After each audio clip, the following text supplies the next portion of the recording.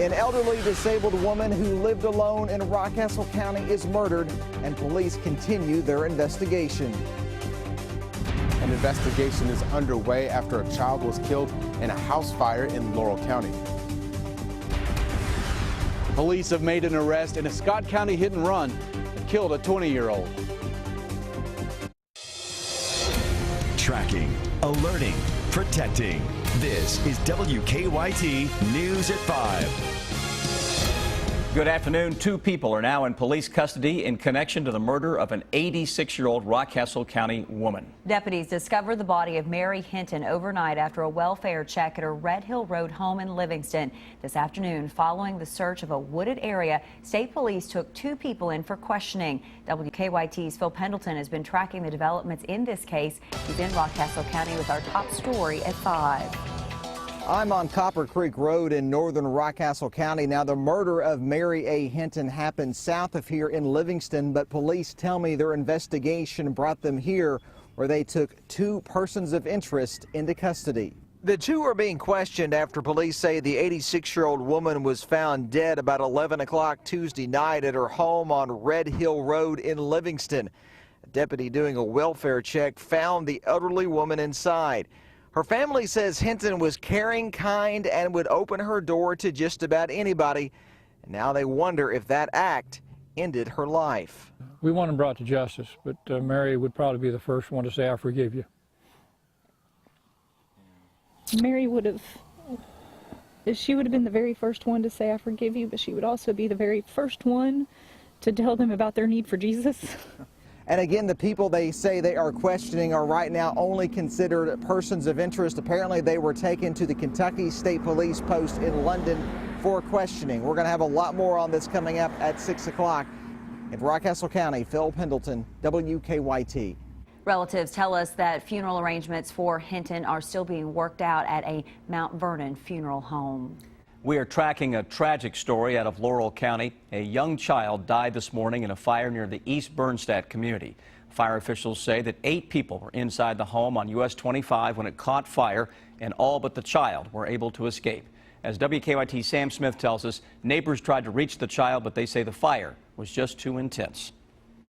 I talked with a neighbor that says he tried to get the child out of the house, but the flames inside were way too strong. Another person ripped off the siding of the home to try to reach the child. No one could get to the back bedroom in time, though. First responders couldn't get there either. 2-year-old Josiah Vickers was pronounced dead by the coroner. His exact cause of death is still under investigation. An autopsy is set for tomorrow. Neighbors say the folks only lived at this home on US 25 North for a couple of weeks before the fire. Jay Johnson is the neighbor that tried to rescue the boy. He says he tore down the back door, but the flames and smoke stopped him. If I could got down on the ground, I believe I could got him out of it. It was gone. It was too late. The other occupants were rushed to the hospital to be treated for shock and smoke inhalation. In Laurel County, Sam Smith, WKYT. And the cause of that fire is under investigation. A Georgetown man now faces charges in a deadly hit and run. The Scott County Sheriff's Office arrested 44-year-old Benny Vanderpool today. The sheriff says he was behind the wheel of a truck that hit 20-year-old David Bell Monday morning. Bell died from his injuries last night. WKYT's Victor Puente is tracking the investigation from Scott County. The initial charges against Benny Vanderpool will be leaving the scene of an accident and a few other traffic-related offenses. The sheriff says he could be facing more once this case is sent to the grand jury. Monday morning, 20-year-old David Bell was struck as he was walking on US 25 in Georgetown. The Scott County Sheriff says 44-year-old Benny Vanderpool was driving the vehicle that hit him. The sheriff says Vanderpool said he was passing another vehicle when he hit Bell. He told the sheriff he got scared and left the scene, leaving his truck not far away. The sheriff says he then walked home. Bell was taken to UK hospital for surgery, but died Tuesday afternoon. Vanderpool turned himself in earlier today. He's charged with felony leaving the scene of an accident, driving on a suspended license, and failure to maintain insurance. These are initial charges. The investigation is ongoing, and it will be presented to the grand jury for future consideration of further charges for the death. The sheriff said they wouldn't speculate on whether or not drugs or alcohol were involved in this, but they said it is part of the investigation. Vanderpool's wife told me he doesn't drink. She said he was on his way to work that morning when David Bell was killed. In Scott County, Victor Puente, WKYT. The sheriff says David Bell's family donated his organs. It is the first week of June and another day of below average temperatures in the bluegrass. But a warm up is coming as we head towards the weekend. WKYT meteorologist Jim Caldwell is in the First Alert Center with a look ahead. How about it, Jim? Yeah, we're going to track a little more heat here over the next several days. Still below average in many cases out there. Clouds, that's been our biggest enemy. That is, if you wanted it to be a little bit warmer, and we still have plenty of those clouds outside right now. You can see those on our sky cam. There you see, as we're trying to look over toward the Hamburg area and Winchester Road there in the forefront, traffic buzzing along there. Again, clouds. It's been the big issue all day long. In southeastern Kentucky, they broke out into a little bit of sunshine for a while, and now you actually see a few showers and thunderstorms coming together, producing some decent rainfall as well. A little flood advisory posted for parts of Letcher County.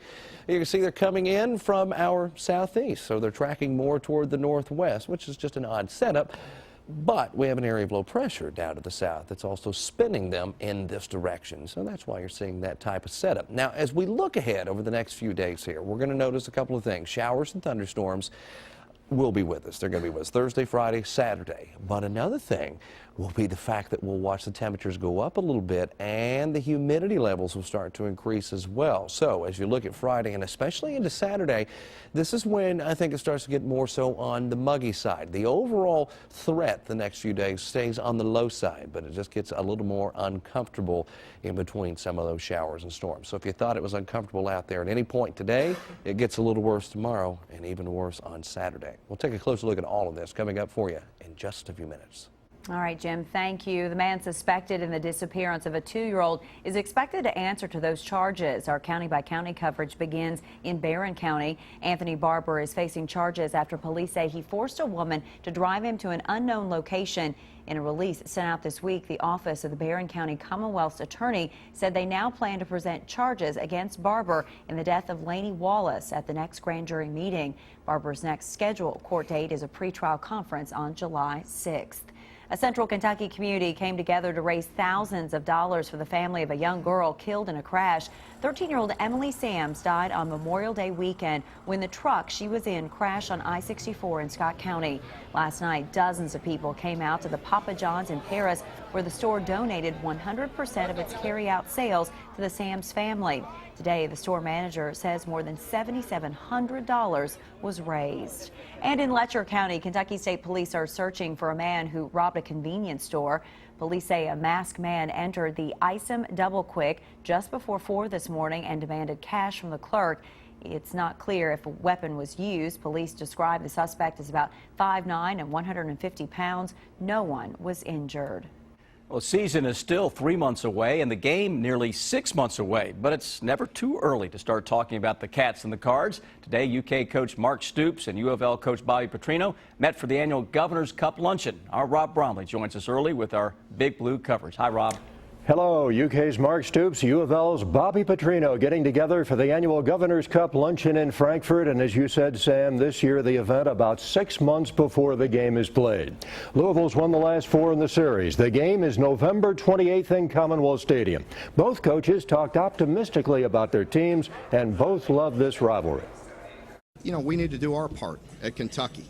I think Louisville's been a top program the past 2-3 years, and we need to bring ourselves up to that level to get it on a national scale. Well, I think it's great. First of all, the Governor's Cup for high school football and football throughout the entire state has made a huge difference. You know, in my time here and seeing it grow and seeing the high school coaching and the players that are developed in the state, it's been amazing how much it's changed and how much it's grown. Again, Louisville has won the last 4. The Cats won 4 straight before that, and the Cats lead the series overall 14-13. Coming up a little bit later, more from the 2 coaches, and of course, Mark Stoops was asked about his quarterbacks. Rob, thank you. Making his bid to become the 12th winner of Thoroughbred Racing's Triple Crown, we now know where American Pharoah will be running in Saturday's Belmont Stakes. And And the healthy movement sweeping many fast food restaurants is now hitting your grocer's freezer. How Nestle is hoping to help coming up.